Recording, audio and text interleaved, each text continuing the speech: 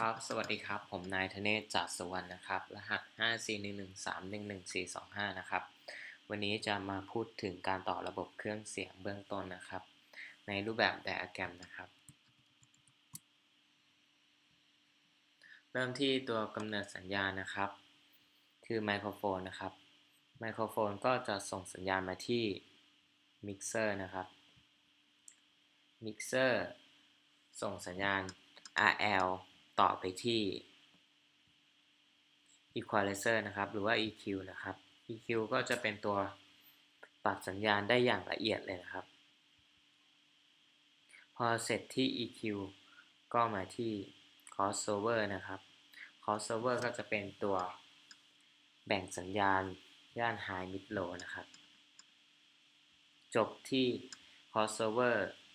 แล้วมาต่อที่ส่งสัญญาณมาต่อที่ Power Amp นะครับ Power Amp ก็จะส่งสัญญาณมาที่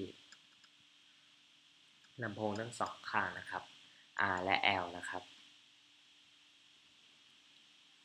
จะได้ย่านเสียงทั้ง3ย่านนะครับ High Mid Low นะครับ